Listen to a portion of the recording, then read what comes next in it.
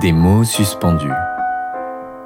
Bonjour, je suis Jonathan Nguyen et je vous propose une expérience hors du temps pour découvrir mes créations littéraires suspendues à mes lèvres. Aujourd'hui, je vous parle d'une tragédie. Elle est arrivée à nos portes et pourtant la nouvelle est restée invisible. Invisible, comme ceux dont elle raconte l'histoire. Il est question ici d'honorer leur mémoire.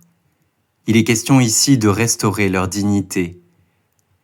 Il est question ici de montrer la voie d'un amour véritable, celui que l'on donne sans condition.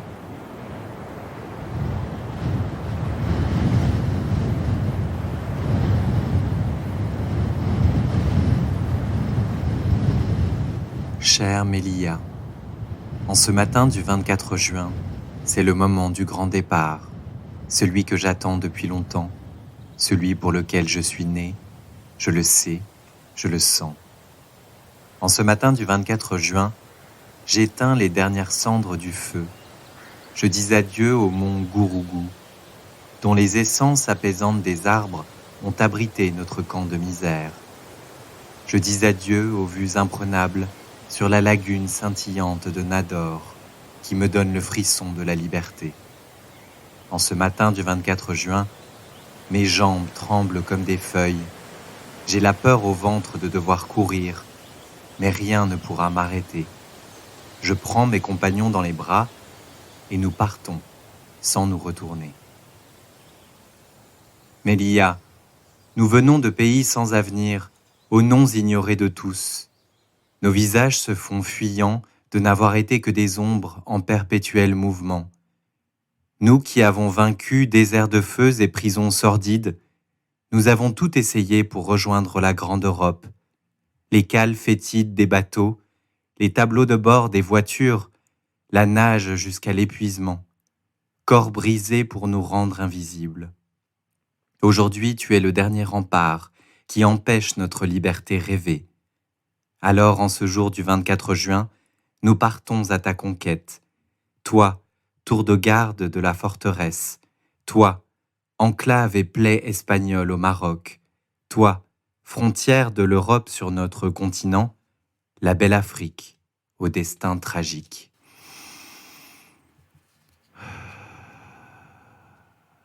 Mélia, je me souviens de ce soir, il n'y a pas si longtemps, où sur les dunes aux reflets stellaires, je me suis fait la promesse solennelle que je poursuivrais mon chemin, que jamais je n'abandonnerais.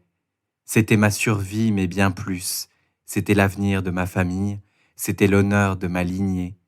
C'est ce qui me donne maintenant la puissance de dévaler la colline. Animé par une force surhumaine, guidé par le souffle de mes ancêtres. Vite, vite, toujours plus vite, je me sens pousser des ailes, comme si rien ne pouvait m'arrêter. Nous sommes toujours plus nombreux à converger vers toi, Mélia. Nous sommes des centaines, des milliers, un raz de marée de cœurs échauffés, de bâtons et d'armes de fortune, de chaos et de rage de vivre, pour passer à tout prix de l'autre côté. Oui, voici venu le temps de la révolte, contre ces murs injustement dressés. Par la révolte, nous retrouvons notre dignité, nous affirmons notre existence et nous posons un acte de naissance pour tous ceux qui n'ont plus d'identité. Mélia, tu nous sembles soudain si proches, mais nous ne sommes plus que quelques-uns à pouvoir bondir sur ta frontière de fer que l'on dit infranchissable. Tout autour de nous, les fumées fusent, les matraques déforment les visages. À tout prix, c'était notre pacte scellé.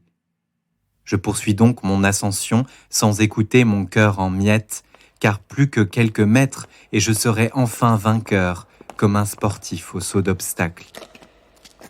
C'est alors que l'on me saisit par le pied. Je tente désespérément de m'accrocher, plus haut, plus loin, plus fort, pour déjouer la loi de la gravité, mais je me sens déjà happé en arrière.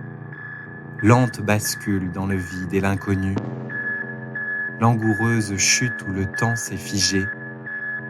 J'implore un miracle du ciel, mais celui-ci reste muet. Le ciel attend que les hommes ouvrent enfin leur cœur plutôt que d'ouvrir le feu. Par dizaines, nous nous effondrons, une mêlée de corps battus et piétinés. Tu as choisi de fermer les yeux, Mélia, pour ne pas voir l'atrocité. Je choisis de les fermer aussi, car je ne peux plus respirer. Il est temps de rendre les armes dans l'étouffante poussière du Maroc, la terre de mon périple échoué, la terre de mon dernier soupir, où je serai enterré sans un traître mot.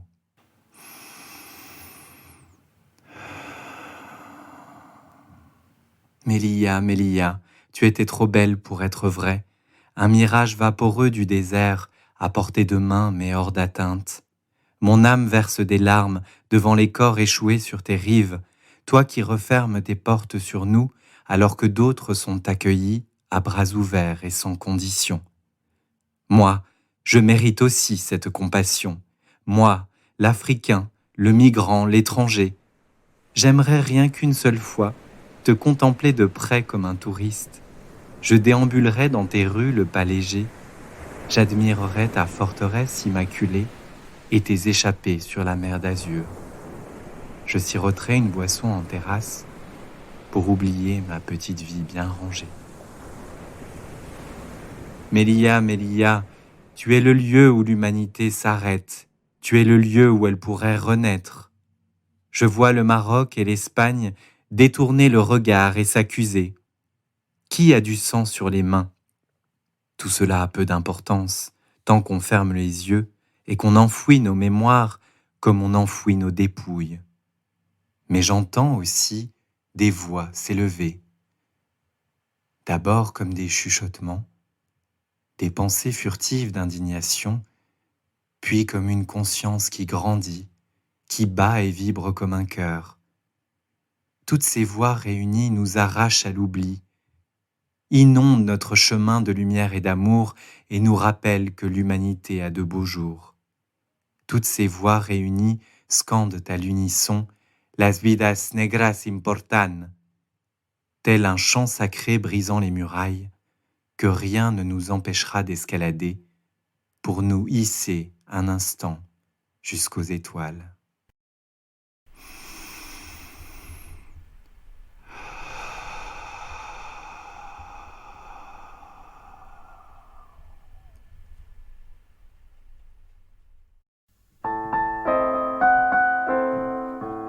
Merci d'avoir écouté Des mots suspendus.